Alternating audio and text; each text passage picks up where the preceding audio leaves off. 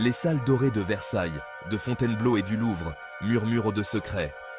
Pendant des siècles, la monarchie française a régné en maître, leur vie une tapisserie de pouvoir, d'intrigues et de vérités cachées.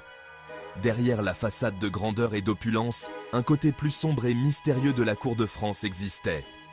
Laissez-nous plonger dans l'ombre, explorant les scandales, les mystères et les contes oubliés qui ont captivé les historiens et les passionnés. Des amours passionnés de Louis XIV à l'énigme de l'homme au masque de fer, nous allons découvrir l'histoire interdite des rois et reines de France. Préparez-vous à être transportés dans le temps, dans un monde de rencontres clandestines, de conspirations murmurées et de secrets qui pourraient renverser des empires. Rejoignez-nous alors que nous parcourons les annales de l'histoire de France, en soulevant les couches du temps pour révéler la vérité derrière les légendes. Notre exploration nous mènera de la cour décadente de Louis XIV aux jours tumultueux de la Révolution française, rencontrant en chemin certains des personnages les plus fascinants du passé. Préparez-vous à être captivés par des histoires d'amour interdits, d'intrigues politiques et de disparitions mystérieuses. Ce ne sont pas seulement des contes du passé, ils offrent un aperçu de la condition humaine avec toutes ses complexités et ses contradictions. La monarchie française, malgré toute sa grandeur, était finalement dirigée par des hommes et des femmes avec des passions, des défauts et des secrets, tout comme nous. Louis XIV, le roi Soleil, a régné sur la France pendant 72 ans, une longévité sans précédent. Son règne fut un âge d'or pour les arts et la culture, mais il fut également marqué par le scandale et l'intrigue. Derrière la façade du pouvoir absolu, Louis cachait un cœur secret, facilement captivé par la beauté et le charme. Ses amours, souvent vécus dans l'ombre, captivèrent la cour et alimentaient commérages et spéculations. Impossible de parler de la vie amoureuse de Louis XIV sans mentionner la captivante Madame de Montespan.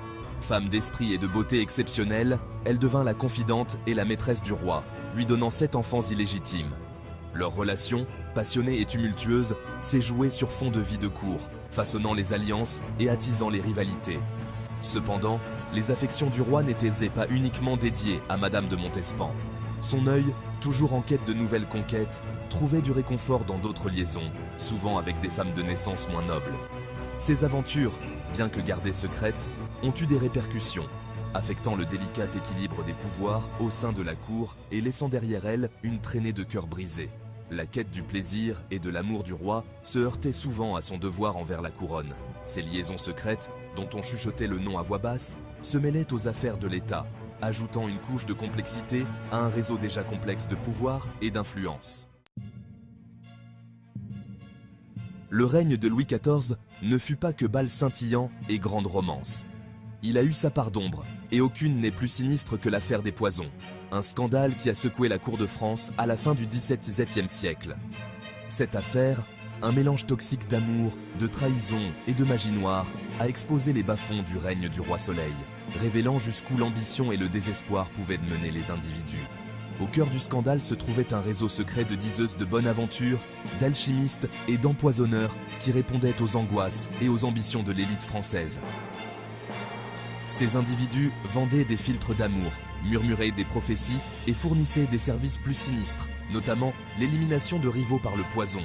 L'affaire a impliqué certains des membres les plus haut placés de la société, jetant même une ombre de suspicion sur Madame de Montespan elle-même.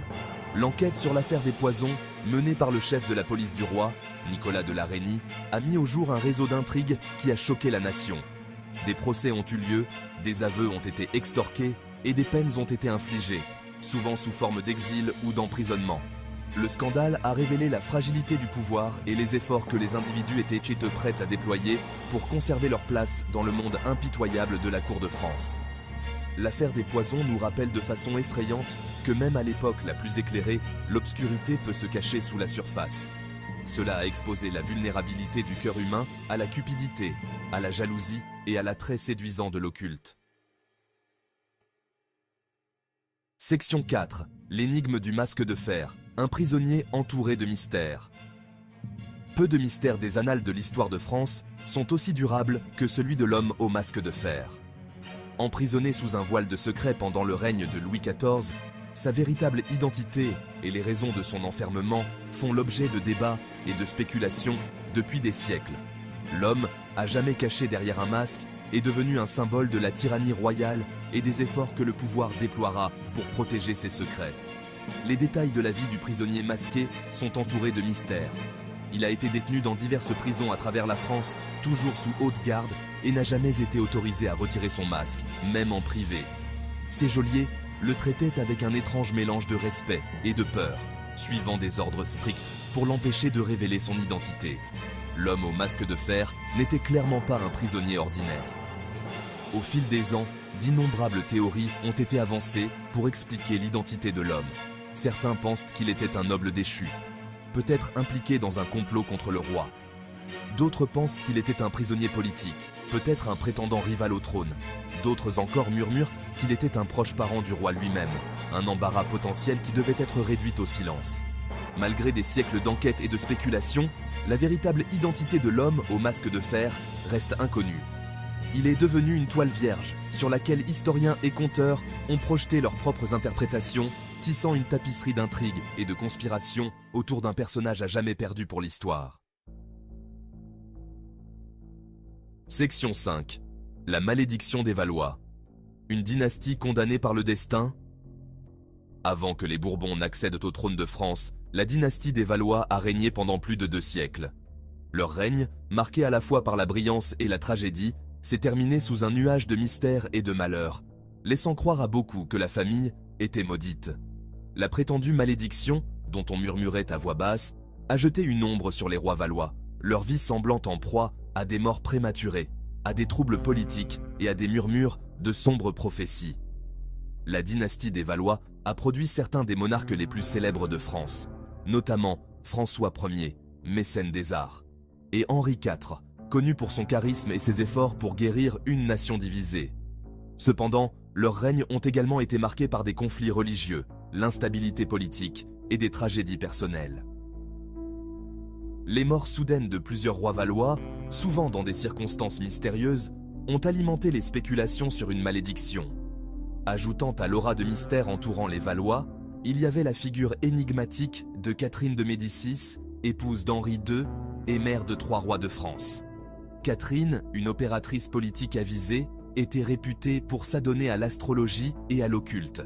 Son prétendu recours aux prophéties et ses tentatives d'influencer le destin de ses fils n'ont fait qu'alimenter la croyance que la dynastie des Valois était liée à des forces obscures.